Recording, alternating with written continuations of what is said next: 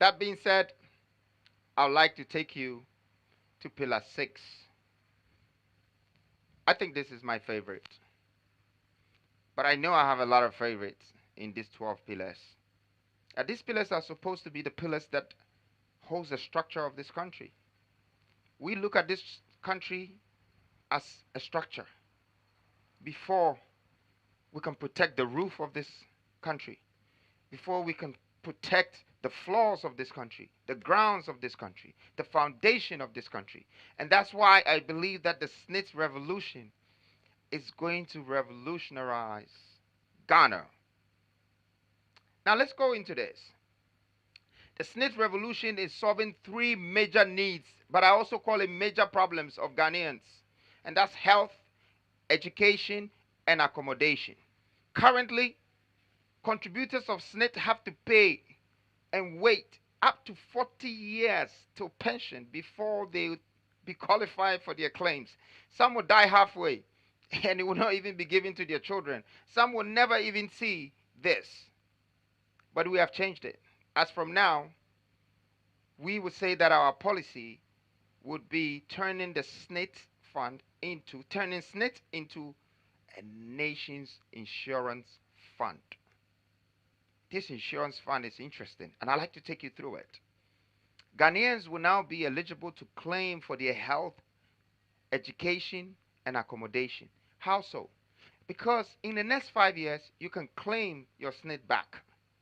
You can claim it in cash or you can invest it in insurance. If you invest it in insurance and then you have one of the major problems or the needs in Ghana, which is either I've lost my job and I don't have somewhere to stay, that your 5,000 or 10,000 savings in SNIT can become times 10 to get you home. An accommodation, somewhere to stay. You can put in the claim. You can put in the claim when you have a major health issue, like how you go to hospitals and the people die first because maybe they don't have the cash first. This policy is cure me first, bill me later.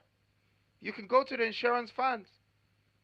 We're not going to let people in the country be homeless and fall out on the street because they have no jobs. Your SNIT fund is supposed to be able to become the insurer that will get you that home. And this is what is going to happen. Once we do all of this, we're going to create a fund.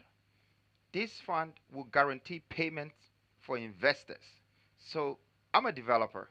I will be interested if I know that 100,000 Ghanaians will rent homes from me as long as there is a claim and guarantee payment. So it makes sense for me to put a feasibility study together for whatever investment partners and do that development because it turns around. It's also going to attract. It's going to attract uh, investors in the hospital area. It's going to attract even educational facilities. It will bring all of that together. I know that this next revolution might be stepping on some conditions that already exist, but sometimes we need to change our clothes when they're too old or when it's dirty. We just need to move on. It's another day. And so let's change it and let's move on. Now, pillar 7. I know I've been saying all of this, but it say if you want to educate a nation, you educate the woman of that nation, and it will transcend, it will go down further.